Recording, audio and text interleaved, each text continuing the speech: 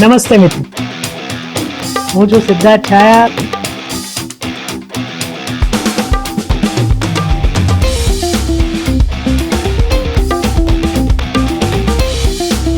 તો સ્વાગત છે તમારું સિટ ટોક્સમાં.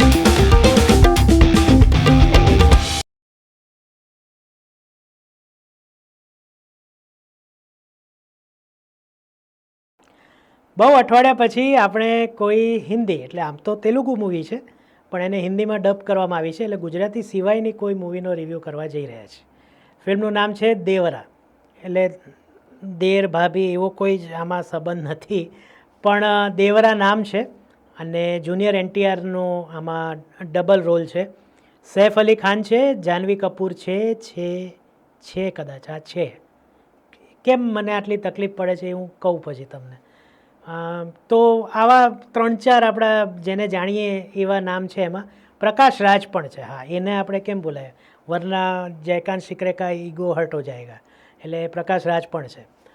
તો આગળ વધીએ પહેલાં રિક્વેસ્ટ કે ચેનલને સબસ્ક્રાઈબ કરી દો જો તમે કાયમ આવો છો અથવા તો પહેલી વાર આવ્યા છો.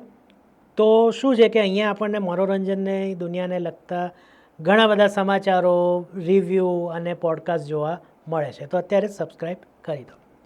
યસ, તો વાત છે દેવરા કરીને.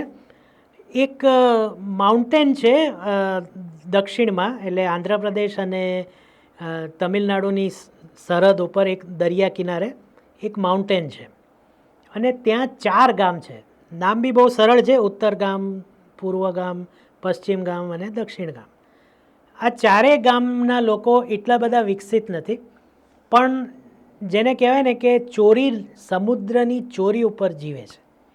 એમાં દેવરા અને ભૈરા, એટલે કે જુનિયર એનટીઆર અને સૈફ અલી ખાન, આ બે સાથે જ આ બધું કામ કરે છે. પણ એ બંનેના સ્વભાવ અલગ હોય છે. દેવરા પહેલેથી દેવ જેવો માણસ, દેવ માણસ એવો, અને ભૈરા પહેલેથી થોડો એવો, તમે સમજી જાઓ ને. તો આ બંને વચ્ચે પછી કોઈ એક કારણસર મતભેદ થાય છે અને બંનેની દુશ્મની થાય છે. પછી અચાનક જે દેવરા હોય છે એ ગુમ થઈ જાય છે. વાત આગળ વધે છે 12-15 વર્ષ, અને દેવરાનો દીકરો વરા એ મોટો થાય છે અને એ પણ જુનિયર એનટીઆર જ હોય છે.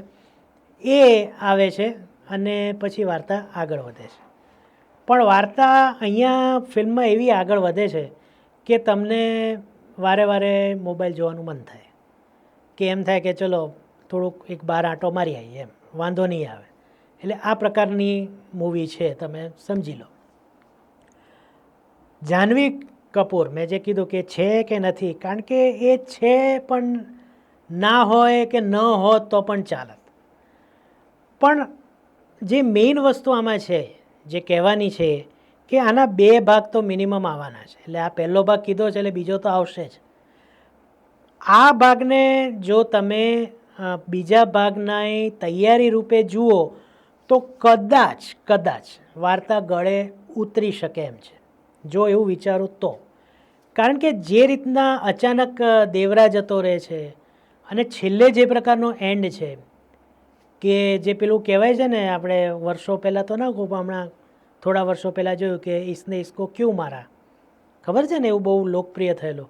એવું અહીંયા પણ થાય છે. એટલે હવે એના પરથી પ્રેરણા લઈને આ એક જે કહેવાય દોરો છોડી મૂકવામાં આવ્યો છે કે નહીં, એની ખબર નથી પડતી.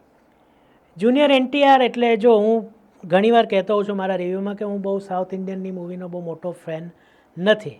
એટલે મને તો બહુ ઓકે એમની એક્ટિંગ લાગી. બહુ ફેશિયલ એક્સપ્રેશન કે એવું નથી. જાહ્નવી કપૂરની મેં વાત કરી એ પ્રમાણે આવે છે ને જતી રહે છે. પ્રકાશ રાજ ઇમ્પ્રેસ કરે છે. એટલે એ કોઈ ગામમાં વડીલ હોય ને, જે એમની યુવાનીથી છેક સુધી અત્યાર સુધીનો સમય જોઈ ચૂક્યા હોય, કેવા મેચ્યોર હોય ને. એટલે એક રીતના પ્રકાશ રાજનું કામ એમાં, એ પાત્ર પણ છે અને એ એમાં સૂત્રધાર પણ છે મૂવીના. એટલે એમનું એવું કામ છે. પણ જે બાજી મારી જાય છે એ સૈફ અલી ખાન. આ માણસે જ્યારથી વિલનગીરી શરૂ કરી છે ને, ત્યારથી એની એક નવી જ સાઈડ, એની એક્ટિંગની એક નવું જ લેવલ આપણને જોવા મળ્યું છે. સૈફ અલી ખાન હંમેશા આંખથી, હાસ્યથી, ચહેરાથી એક્ટિંગ કરે છે. એમાં એ અહીંયા પણ મજા કરાવી જાય છે. અમુક એના સીન્સ છે જેમાં ફક્ત એવું ખંધું હસે છે ને કે આપણને મજા પડી જાય. તો શું બધું ખરાબ છે? ના, મારી દ્રષ્ટિએ સમુદ્રના સીન, જે રીતના દરિયાનો ઉપયોગ કરવામાં આવ્યો છે એ બહુ સરસ છે. ફાઇટ સીન્સ અમુક બહુ સરસ છે, જે એક ટ્રેલરમાં બી દેખાડે છે કે અર્ધચંદ્રાકાર ને ભાઈ પૂર્ણ ચંદ્રાકાર થાય છે. એ તમે ટ્રેલર જોશો ફરીવાર એટલે ખબર પડે. એ એક દ્રશ્ય બહુ સારું છે. બાકી સાઉથ ઇન્ડિયનની મૂવીઝમાં ગીતોમાં તો કંઈ ભલીવાર હોય જ નહીં, હિન્દીમાં ડબ કરેલા હોય. અનિરુદ્ધનું બેકગ્રાઉન્ડ મ્યુઝિક છે. મેં એની વિક્રમ મૂવી જોઈ છે, જવાન પણ જોઈ છે. મને એવું લાગ્યું કે બહુ એકદમ ટિપિકલ એ છે, લાઉડ હોય, અમુક પ્રકારના બીટ્સ હોય, એટલે એનું મ્યુઝિક આ પ્રકારનું છે.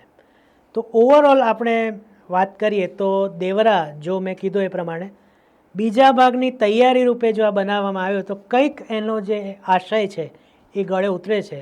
બાકી ખાયા પીયા કુછ નહીં, ગિલાસ તોડા બારાના જેવી વાત છે. હવે બીજા ભાગમાં શું હશે એ તો જ્યારે આવશે ત્યારે આપણે જોઈશું. પણ અહીંયા તમે ચેનલ સાથે જોડાયેલા રહેજો. વિડીયો ગમે તો લાઇક કરજો, આ રિવ્યૂ ગમે તો મિત્રોને સંબંધીઓ સાથે શેર કરજો. બસ ચેનલ સબસ્ક્રાઈબ કરી દેજો. ફરીથી મળીએ, ત્યાં સુધી સિદ્ધાર્થ શાહને આજ્ઞા આપો અને તમને બધાને મારા તરફથી કાયમની જેમ આવજો.